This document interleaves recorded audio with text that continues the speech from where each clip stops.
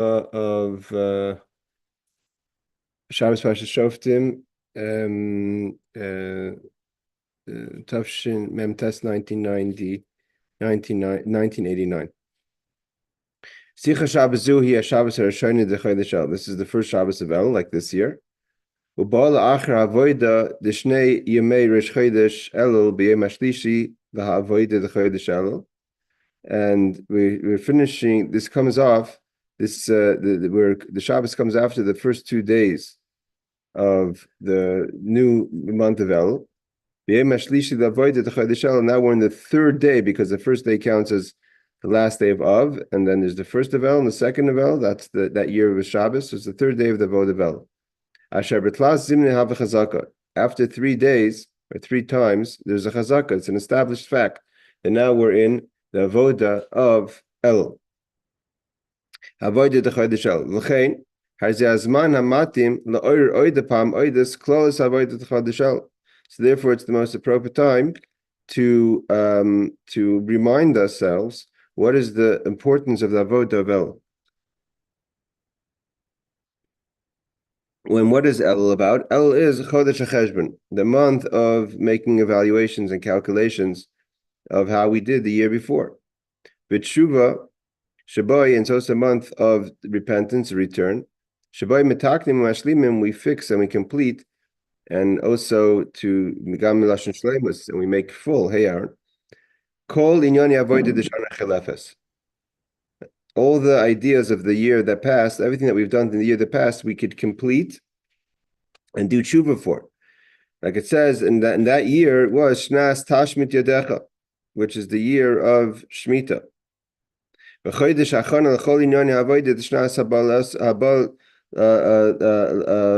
to come, the Shnas Shnei Tas Nisim.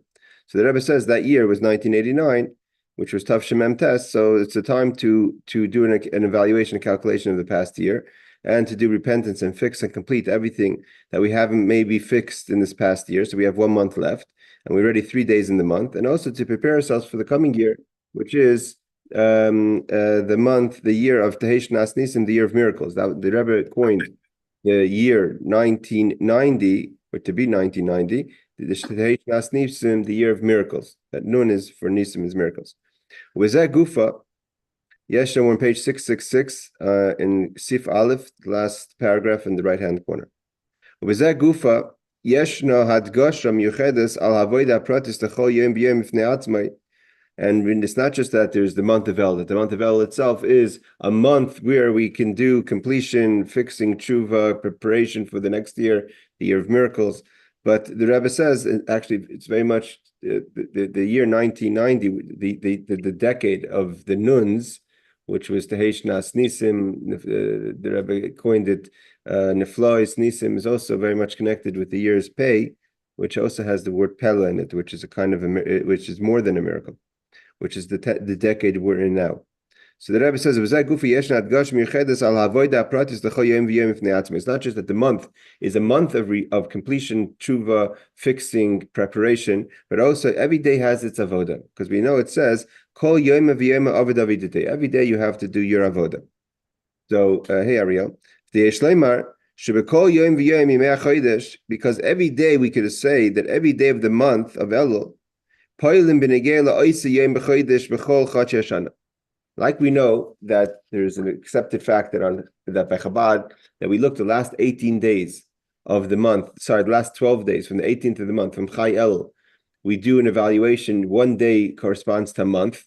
So the first day we think about how did we do in Tishrei and how did we do in Cheshvan, etc. So the Rebbe is saying that we could just say that every day of the month corresponds to that day of the 12 months. So if let's say today would be in the calendar date today, Tafshin Pei Dalid. So we're today entering Gimel. I think we're going into Gimel. Yes, Gimel Elul.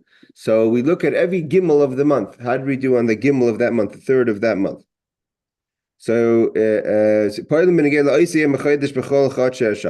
so every day of every month on that day, we try to we use the day, let's say the third of El, to think how we did the third of each month. And the Rebbe says not just the month of the years that passed, but that And also, it's for the year past, and also to prepare and strengthen ourselves how we should be strong every third of the month in the next year. The Rebbe says the first day of the month is connected to the first day of every month of the past year, and strengthening ourselves every day of the first month in the coming year. The idea what the Rebbe is saying is that this is an idea that the Rebbe says in Elul. The Elul has two sides to it. One side, it's not just about the past year, how we did in the past year, but it's also about how we're going to do in the next year. It's preparing ourselves with both resolutions and strength, so we should be able to be strong for the coming year. So to every day of the month of El corresponds to another day of the month of the previous and coming year, till the final day, which is Erev Rosh Hashanah, which is the 29th of El. So, and it covers all the 29th of each month, and of course the 30th in the case where there's 30 days, of the past and future year. And the Rebbe says, based on the idea that was taught by the Alter Rebbe, that we have to live for the times, which means the Parshas HaShavua v'Hayom, we have to look into the Shabbat, the Parsha of the week, to draw insight how we're supposed to do our avoda. So we have to analyze what is the connection to the avoda of Shoftim, the avoda of the month of Elul, and to draw insight from the parsha of the week, which is Shoftim, which is this week's parsha as well. Both the general message of the whole parsha, and specifically the message of the day the Rebbe is bringing on Shabbos. I'm assuming the Rebbe is talking about the seventh reading of the parsha. Yes, the Rebbe says there's a connection that we can learn about Elul specifically, not just from the parsha, but also from the seventh reading. Okay, the Rebbe is like this. How do you explain that whole idea? I mean, it's it seems to say that every day is already a kind of like a foregone conclusion to some extent. I mean, it's saying that everything is part of this preordained system numerically, No, it's not preordained. It's an asinas koyach. It's a strengthening. So when we're looking at the past year, so that is easy to understand. That's tshuva. So we look and say, how did we do the first of every month on Tishrei, Cheshvan, Kislev, Tevis? So when you're talking about making an evaluation of the past year and how that affects your tshuva and your avoda to fix and to be mashlim and complete the year, so then you can say, how did I do in the first of every month, the past 11 months? It's basically then a system just to evaluate everything every day systematically. It's just a system to evaluate, and but it doesn't have a particular spiritual essence to it. These particular numbered days. In a way, it does. First of all, it's not just the past. The Rebbe is saying also it gives strength to be strong with your resolution going forward. But it does have a connection. The Rebbe is saying basically is that the first of every month is, let's say we're talking the first. In our case, let's say today we're in the second or the third, depends where you are. So that there is a connection. Every first of the month is some way or another connected. Even if you look back and say, well, the first of Cheshvan I was in Palm Springs, and the first of Tevis I was in Seattle, and the first of this month I did this, and this happened in my life. So it seems like there is no connection, but there is a connection. The Rebbe says that you're right, Sharna. What you're saying is that the number value of each month means that day some way or another is connected to the first of every month, even if you don't understand it. But if you properly evaluated it, maybe you would find the connection.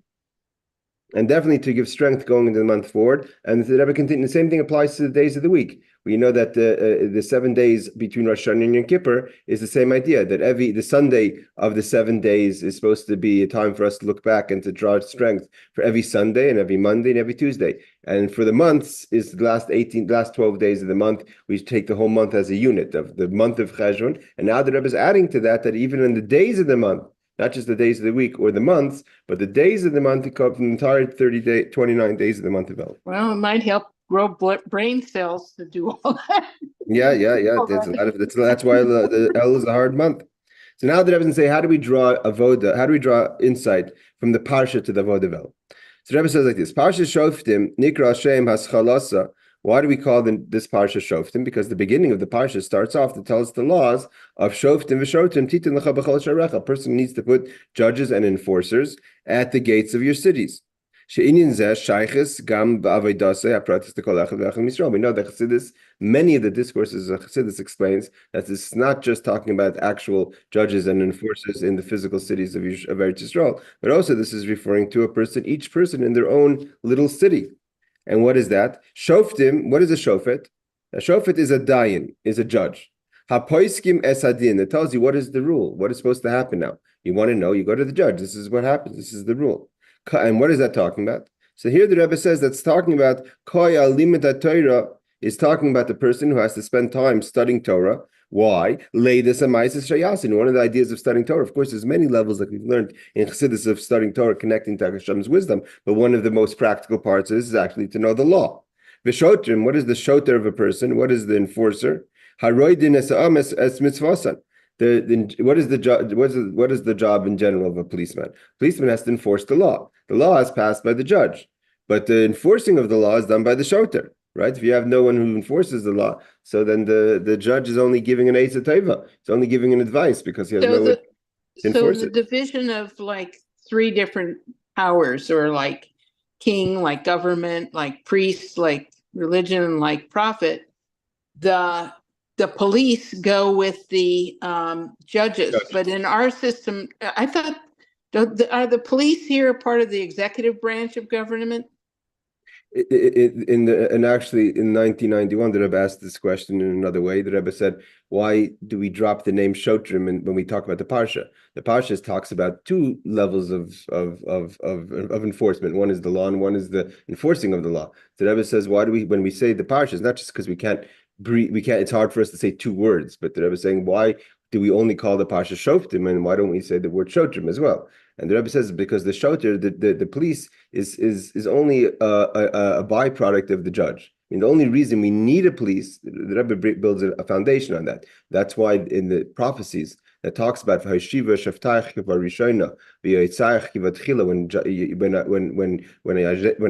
when Yeshaya Navi talks about what's going to be in the future, that doesn't talk about the police, the shotrim, because then the only time you need a police if there's a concern, people won't listen to the law. But in the time of Mashiach, where there's going to be no evil in the world, so all we need is direction. We're not going to need an enforcer of the direction. So the enforcer is part of the judge system, Yeah, but not part of the king system, the executive branch. Exactly, part of the judge system. It's like what do they call it? They have the sheriff of the court. So and the enforcers that make sure that people do what's commanded of them. And what does that mean in our avodas Hashem? That's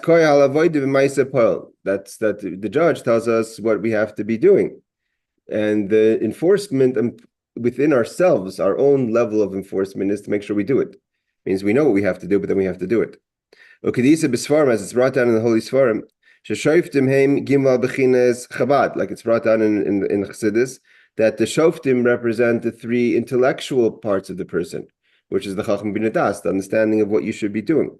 They judge, so to say, mainly guide Zayin Amidus, how you should feel. I mean, we're not even talking about the Maisa yet. We're talking about even the way the Shofet guides the seven Midos. The Midos are how do you respond to things and how you feel about things, how you understand things. You could have people have different feelings about things. It's also because it starts not just of how you respond emotionally to things, but how you think about things. And therefore the pasuk says, Shoftim v'shortim titin lecha, you have to have judges and enforcers. Shekol echad misrael tzarech. A person has to find and assign for themselves alatzmoin on themselves ulitin, and to have shoftim, the proper judges, v'shotrim to make sure that your shofet and your shoter within you are giving you the right information to make sure that the bottom line is you're going to do what you have to do according to the laws of Torah. But Yumtik Yosef, the Rebbe says to get deeper here. Apiyam Mevur Besvarim, it's brought down in other Svarim. This is a famous Shach al Torah. Shach is Shapsi Cohen, who lived about in the time of the Cossack uprising. So v'yumtak oides apiyam avor b'sfarim shebechosh arecha. What are the gates? Sha'arecha lashon yochid hasharm lekol echad misrael. It's talking singular. Your gates. Why is it saying your gates? Because it's talking about each individual's gates. Every person has gates within themselves, points of communication, and you have to make sure you have guards and understanding of the rules at those gates. The gates of every person. Koi, and what is this referring to? What are the gates? The gates which in the actual physical part of the body. Zayin Sha'arim, the 7 gates. And what are the 7 gates? He says, Beis is Naim, your 2 eyes, your 2 ears, your nostrils, your mouth. There's different ways you calculate the 7. Not everyone agrees with what the 7 are, but they're basically 7 ways of interacting with people. What are you looking at? What are you listening to? What are you saying? So a person has to put judges and enforcers by these gates. To watch. What do you have a police at the gate or a judge at the gate? What is entering into these gates? What are you looking at? What are you talking? What are you saying? What are you listening to? What conversations are you listening to? These are the gates of how a person connects to the world around them. That the gates are only an entrance point and a ways of communication and interaction in a healthy Torah way. Where are you now? I'm 667, right hand side is last paragraph on the right hand side. Okay. That's why Shoftim is so connected to the idea of El. Chodesh HaCheshvan, that month where a person has to do evaluation. Very much appropriate idea of, first of all, what kind of judges have you placed, and how well did you listen to your inner judge and your inner enforcer throughout the year, and when it came to your points, your gates of communication. And there has to be a proper judgment. You have to make an honest, truthful evaluation within yourself. Judge yourself properly. How did you do with your judges and enforcers by your gates in the past year? And not just to know what happened, but also to fix and to complete places that need fixing and completion. And included in that as well is the to strengthen yourself, that your judges and enforcers at the gates going forward in the next year, are you going to be in a healthier, possibly better situation if the evaluation wasn't to your liking in an honest way. And the Rebbe continues, Sif Gimel 667 on the left-hand side. The Siyam HaParsha, that's the beginning of the Parsha. So that's a clear message where we see the connection between Elul and the beginning of the Parsha. What is the end of the Parsha? And also, the end of the Parsha is also connected to the reading of Shabbos, which the Rebbe's Fabrengen is on Shabbos, is the mitzvah Egla Rufa. The law of Egla Rufa. Egla Rufa is Aruf means the back of the neck. The Egla Rufa was the calf that is brought in a situation where there's a dead person found, and we're not sure where the person. What happened, how the person died. What's the connection with the back of the neck, though? Because that's what they did. But the law is that so if you found a dead body outside a city, they measured, figured out which city was closest, which city held. Yeah, I know all that, but some sort of have a level of responsibility, and then they killed it from the back of the neck.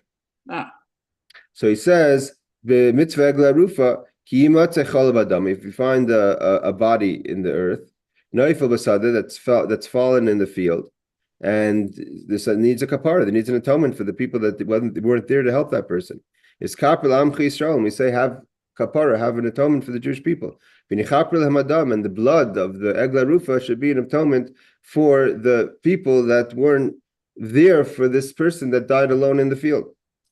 So obviously, the Rebbe, that's obviously a connection to the idea of El. The Rebbe says, the idea of the judges and the forces that we have to have at our gates, who could they live all, is to make sure. It means this, the end of the parsha is telling us that your beginning of the parsha wasn't right. If your judges and enforcers at your gates were good, doing their job, there wouldn't be a situation where someone's dead in the field. So the Rebbe says, so that is a situation where they make sure that there's nothing negative in the city. There could be a possibility that something did happen negative. Means the idea of the enforcers by the gate is to make sure everything's okay. What happens if something negative? Like in the Hamas attack on in the south of Israel, and the Hezbollah attack in the north of Israel. Yep, there's a lot of naifel besada. Aval efshar liyos that mitzah the matzav shehaya inyan bilti ratzipah that things didn't work out. You had your judges, maybe they didn't do a good job. And what happens? Ki matzachol badam and naifel besada. We found a dead body in the field. Besada daik mechutz l'sharecha. And where was it found? Not in the city, outside the city, in the field. The kol klos in achet shal yadi nasa shvichas dam v'chayis adam de kedusha v'adam de klipa. And what happened? That the idea of the fallen body is not just the physical fallen body, but the idea where there's a death to holiness and given over to the unholy part of the field. So in the first evaluation, and there's a possibility. Why was it that someone got lost outside the city? And the Adam, the Kedusha, the holy person, was given over to the person of Klipa. So there's a question: did the people in the city have a connection to that? The Ir Kreva, the closest city. Therefore, the elders of the city and the judges, they measure to the different cities close by. And whichever city is the closest is the one that has some sort of level of responsibility. And this is the unique teaching of the end of the parsha. Even in such a situation, at the end of the day, what do the judges say? The judges say in the process of the Egla Rufa that our hands didn't spill this blood. We didn't see. That we're saying that the reason this happened is because it was in the field. Had it been in the city, there never would be such a situation. It's not. This is not connected. We're not connected to the death outside the city.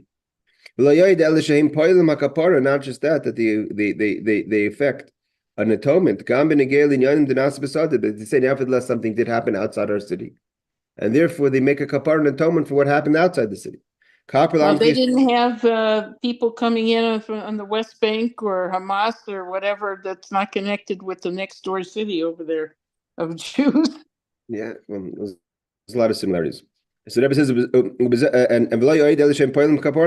affect atonement to the things that are happening outside the city in the field.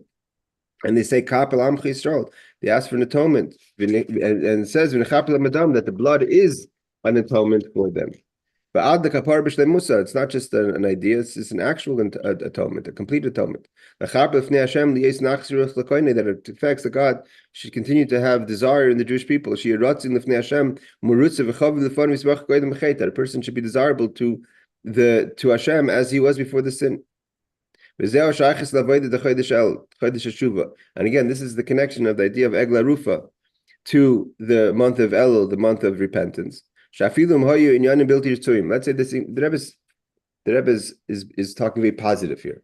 It means even though there's something negative happened and outside your city, and therefore we're measuring from your city, but at the end of the day we're not looking to point fingers and to cause and to affect blame. We're saying basically at the end of the day is that we go out and we measure and we say that we didn't spill this blood. This is a story that happened outside the city.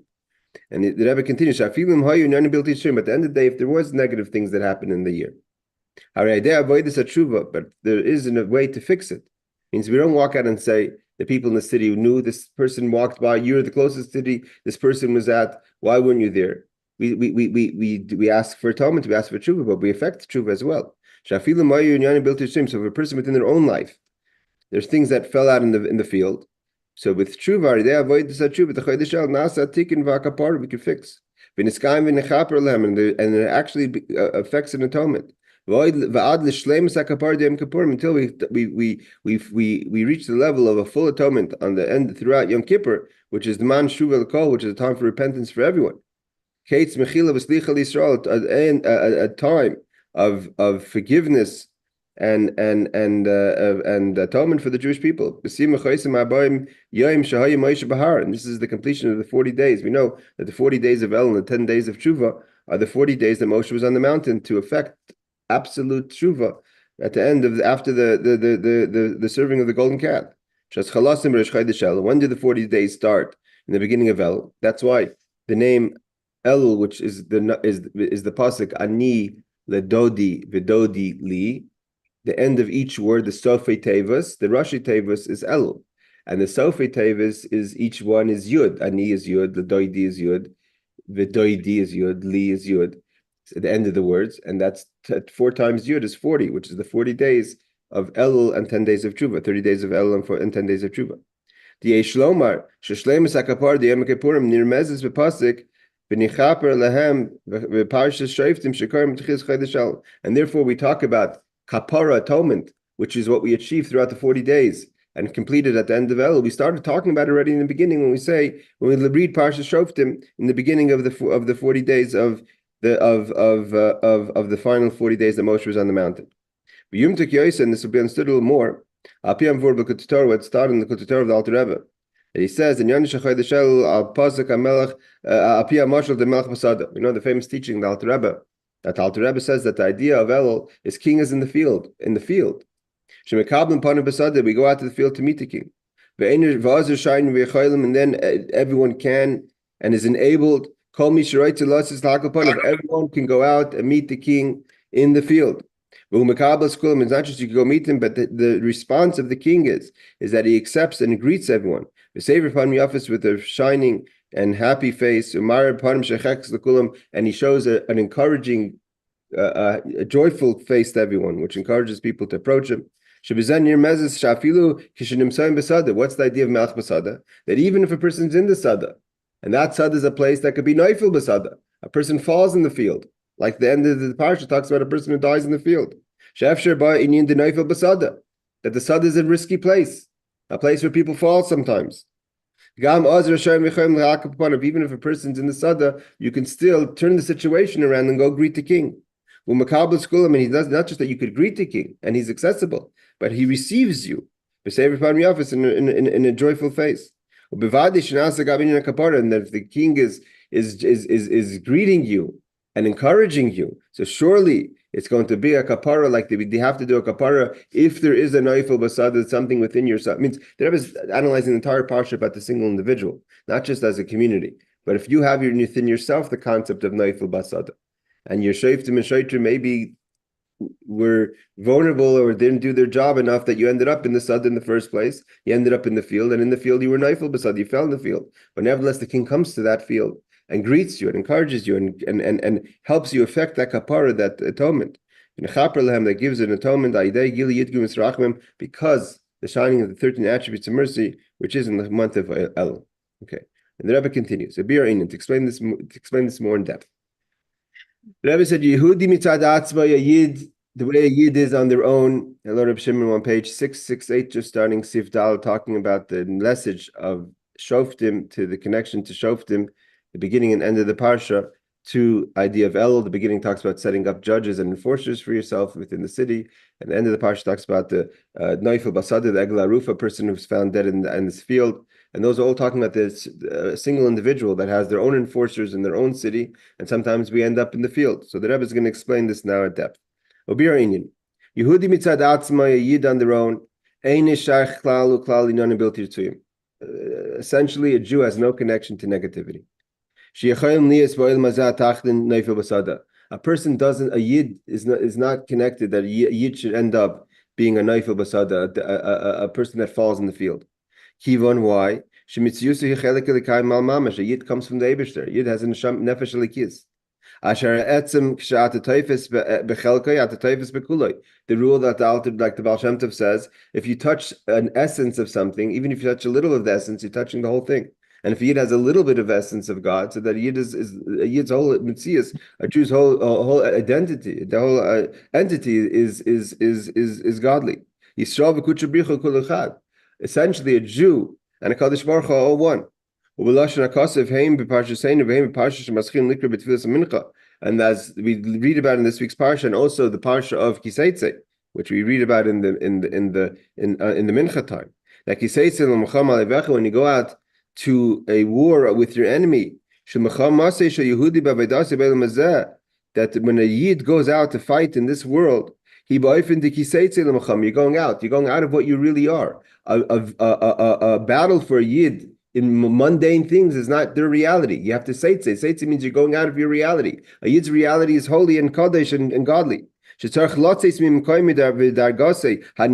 you have to go out of your elevated space. We lowered lamata and lower yourself lower into the mundane world to deal with mundane issues, even if the struggle is within yourself as well. But it's a struggle within yourself as in the mundane. But your essential, your essence is holy. And if a Yid essentially is above this world, even more so, not just the world, but he's engaged, he's higher than the concept of your inner enemy or the enemy of Yiddishkeit. And therefore, when you go out in this world, and in the world you have to deal with the oyev, the enemy. We're talking about spiritual as well. How does that you're like it's brought down many times, you're alevecha. It starts from the Likutei Torah, you're above your enemy. It's not an equal fight. It's alevecha. You're higher than even your inner enemy. Don't be fearful. As it talks about in this week's parsha, when the Kohen encourages the soldiers, it says, "Be strong." You're going to be strong, and God is going to give you the power to fight, and you're going to take captives. What does it mean, captives? You're going to take. It's not just that you're going to survive the world. You're going to take the sparks and bring them back to holiness. As it talks about at the end of the first reading of Kiseitze, which is what we read about in Mincha, is talking about that we go out to the world and we don't just survive the world, but we elevate the world. And that's what it means to take. That's the true meaning of captives. Captives isn't what's happening today. Captives means when you go out to the world and take the things that are unholy and make them holy. And why is a Yid in this world? That is so low, there's no lower space in this world. It's only because God sent you there. But that's not our place. God asks from us. God, the Rebbe says, God pleads with us. Do your job. Do what we have hope from you. What does it mean to do your job? Go from your elevated space. Bechinas tahirihi, like it says in the beginning of the morning prayer, we say we come from tahirihi, from if our soul is pure. The bechinas all the way down to God blowing us into this physical space. The hislabish beguf, and go down and clothe yourself in your physical body, in the physical world, in the physical space. There's no lower place than this world. Very concealed from light of God. And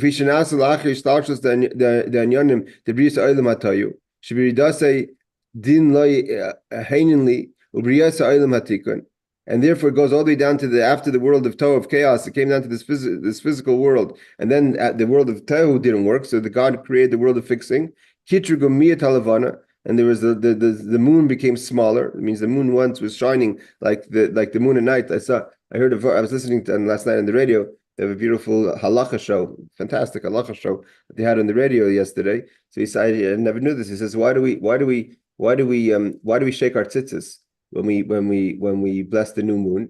The custom is that when we bless the new moon on the beginning of the month, usually on a Saturday night if we can, is a Motzei Shabbos, is we shake our tzitzis. So he said, because when we're making the prayer for the moon now is small, and we want to remember that the moon is going to be big one day, like large as the sun, and give off light like the sun, like it did in the beginning of creation. So therefore, when do we have to wear tzitzis? Uri isam, we have to be able to see the tzitzis. So therefore, there's no obligation to wear tzitzis at night because you can't see them. But when the Mashiach is going to come and the moon is going to be large and give light, and then we're going to wear tzitzis at night. So we remind ourselves by shaking the tzitzis.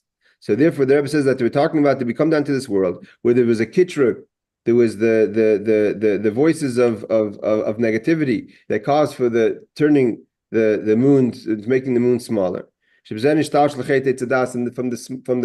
the shrinking of the moon started off the whole idea of led way to the idea of the sin of the tree of knowledge. That is the beginning of all sins. So what happens. We go from our elevated space, and God says, "Hold on, Aaron." God says, "Go down to this world and do your job." Yes, Aaron.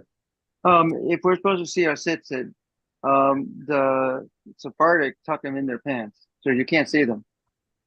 I'm not sure the custom as far. Maybe they don't have the custom, or maybe they pull it out of their pants when it comes Motzei Shabbos. If you're talking about generally, you're supposed to see them throughout the day.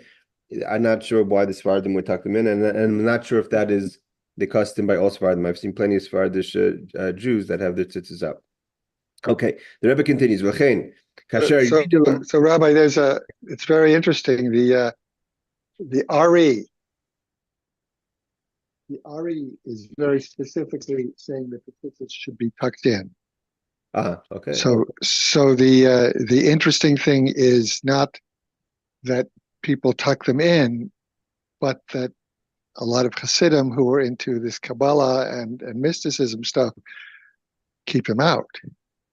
So that's the interesting part. The Sephardim following the Ari, that's what one would expect. I have to check into that. I didn't know that the Rik you have to tzitzis in. I have to see why. I'll post it if I find out some information. I'll post it. Yeah, that's good questions. I'm not familiar, so I have to check. But I heard that the person, this actually was as far as the Sharav who was talking on the radio. He said, I'm not sure if the Sephardim have the custom of shaking the tzitzis by Kiddush Levana. Even if you generally tuck it in, you could take him out. That we shake it to show the idea of Re'isim that we're going to see them at night when Mashiach comes. So the Rebbe continues. He also in that shir, you're talking about the Rizal, he mentioned also that the Rizal used to sit during Kriya, even though some people have the custom to stand during Kriya. And he said that the Rizal also sat when they said Baruch Hu. The Rizal Kaddish. So God sits there and pleads with the soul and pleads with the person and says, go do your job, Yishlichas, go from Tahira, go from your pure space where everything is good and everything is holy, and go down to the Atanafach, to be into the body, into the struggle, into the fight, the oyev, you have to go say, go out of your comfort zone, go out of what you're accustomed to. But then there's risk, like in any situation, any war, there's risk. So what happens? The person goes out, and not every time is it a successful venture, and something negative happens. The Rebbe says, the Rebbe is talking Elul, talking Chodesh Rachum. The whole message that you can see in the Fabrengen is full of Rachmanis and to be a talk good things. The Rebbe says it's not the person's fault. God sent you there. I was initially in a good space. Why did you send me into a risky area? When it talks about in the pasuk about someone who kills someone by mistake, the person has to run to the city of refuge. God was kind of, things happen, it wasn't his fault.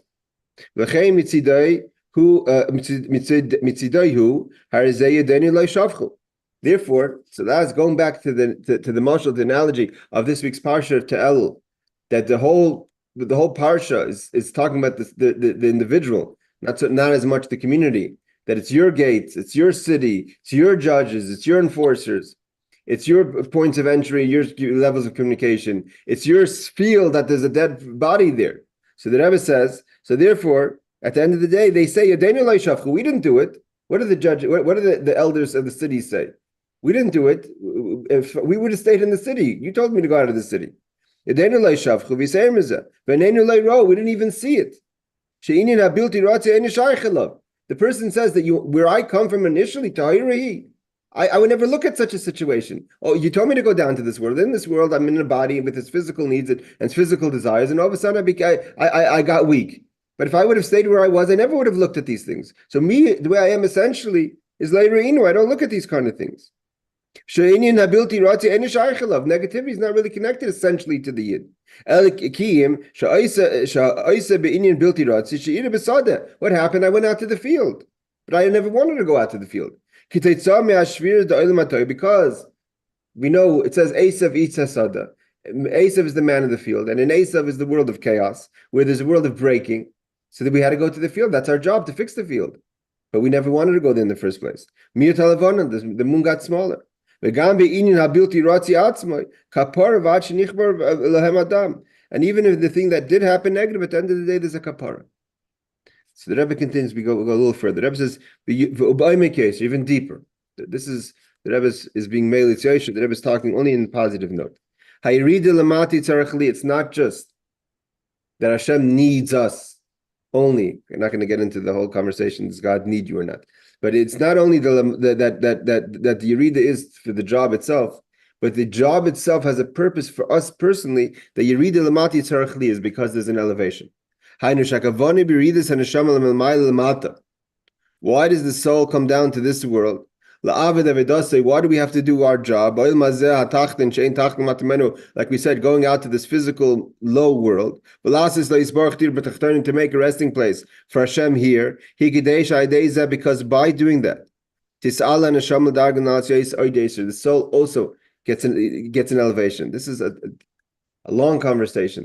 We have many places in the Chassidus. Is the purpose the avoda, or is the purpose me? Means, does God want me to get an elevation, or I get an elevation by elevating the world? But we're not going to get into the complications of that conversation. But at the end of the day, is that for you, yes, there's an elevation.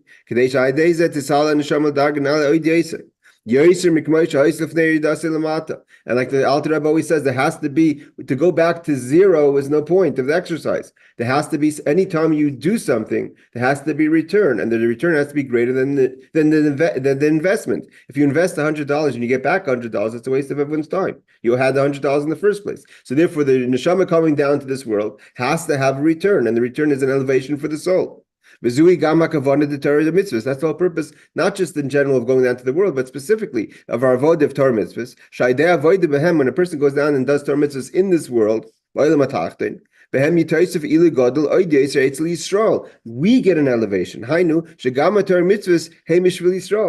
That the Rebbe is going along the line that the Torah mitzvahs themselves are not just that the commandments have to be done, but that Hashem that wants us to do the commandments. So we should get an elevation. Like it says, the two things came before the world. Torah v'Yisrael, the Jewish people and Yisrael. How do we know? It says Dabar b'nei Yisrael. And v'kshu omer Savis b'nei Yisrael, Dabar b'nei Yisrael, Yudei Yisrael kodmoi. And when we want to know who comes first, Torah or Jews, b'nei Yisrael, the b'nei Yisrael come first. How do we know? Because the Torah says Dabar b'nei Yisrael. It means the Jews were there already. And like it says, we read at the end of every Ratza Kadosh Baruch Hu, Rabbi Chanani ben Akash Yomer, that Ratza Kadosh Baruch Hu L'Zaka says Yisrael, that God wanted to give us the merit, He wanted to give us the schus, the opportunity. Therefore, He gave us so many Torah mitzvahs. The whole point of doing Torah mitzvahs is to give us the opportunity to elevate. And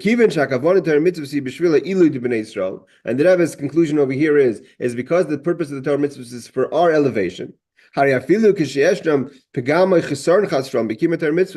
say we're not perfect, and there's a blemish, there's a pagam in our performance of Torah mitzvahs. The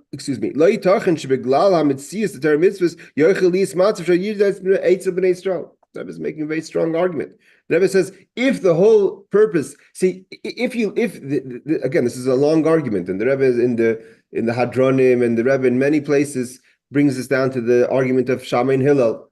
What is the? Are we here to serve the world, or are we here to serve ourselves? I mean, it says, is the purpose of Torah mitzvahs for us, or is the reward for we did our job in this world? So I'm not going to go into the whole conversation, but here the Rebbe is definitely going with the idea that the whole idea of Torah mitzvahs is for the Jewish people, not that the Jewish people have to do Torah mitzvahs in the world and therefore we get a reward. So if that's the case, so the whole purpose of Torah mitzvahs is only for positive. So the Torah mitzvahs can't be if you have to do Torah mitzvahs and that's separate from us, so then we did our job, but we didn't do our job. If the whole thing is just as an opportunity for us, so it can't be that the opportunity creates a negativity. Even though there could be, obviously, there's levels of doing things and not doing things, but the Rebbe says it can't be that essentially the Torah mitzvahs is a way to bring a person down. Torah mitzvahs only has to be a way to elevate a person. Because we're above Torah. מוותרת כביכול על פגם וחסרון שנעשה בידי חטא בשביל שלימוסם של ישראל שלמען התורה היא בשבילם. That's this crazy concept over here. That even though the Torah may argue with God and say, 1 second, you set the rules, you made laws, and this person is not keeping the rules. But the Torah itself is forgiving of the person because the Torah wants better the completion of the person than the completion of the idea. And therefore, the Torah is ready to forgive for the small mistakes we make, especially if they're not intentionally in a moment of weakness, it wasn't our fault, that the Torah is ready to forgive the person because the whole purpose of the Torah was to elevate the person. It's not looking to bring a person down. Let's see if we could do another minute here because I have to jump. Let's just go to the end of the Sif. That's why the elders, when they went out to the city and they found in the field and they found the dead body, they said, "Forgive your people Israel." He says, why? Welcome back, Lorraine. The Kivin Shemaduber Aidis Amcha Yisrael, talking about the Jewish people here. Your people. Am Shalcha, your people. Where did you jump to? The last paragraph? I don't see it. No. The next page. 670. Vapiza moving. Gamadia Kapel Amcha Yisrael. That's why it says, forgive the Jewish people. They keep your people. Amcha, your people. The Kivin Shemaduber Aidis Amcha Yisrael, talking about the Jewish people. Am Shalcha, your people, and not just your people. We said the Jewish people and God are one. The mile matter above Torah, like it says, Dabra b'nei Yisrael. Some way or another, we've made a mistake and we've done things that are wrong. It doesn't change the fact that there's a essential connection between the Jewish people and Hashem. Because the Torah is just there to help that relationship, it's only there to help, it's not here to do any damage. Because the relationship of the Jewish people are higher than the Torah. And where do we reveal that? That's what tshuva is. It means tshuva is not just a band-aid or a fixing. That there was a tear, there was a problem. But tshuva is a revelation. It's an amazing idea what the Rebbe is saying over here. That tshuva, what happens in tshuva is an opportunity to reveal the essence of who we are. And how does that happen? When we make a mistake. When there's a mistake, and so theoretically a mistake should call for judgment, should call for consequences. But when the repentance is revealing that there's something deeper here. Therefore, the problem initially was never really a problem. Because what is tshuva? Tshuva is to awaken and reveal that essential connection, the essence of the soul. That's above Torah. That's why tshuva overrides Torah. Seemingly, Torah is above the Jewish people. These are the rules. By that tshuva, but when we do tshuva, it reveals the essence of who the Jewish people are, that they're really higher than Torah. From that level, is there's no blemish. In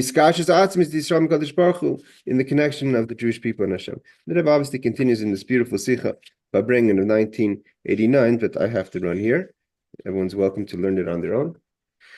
Laila Tov, everyone, and Rav Shimon, I'll check into that about the tzitzis. Laila Tov, everyone, and have a good Shabbos and a good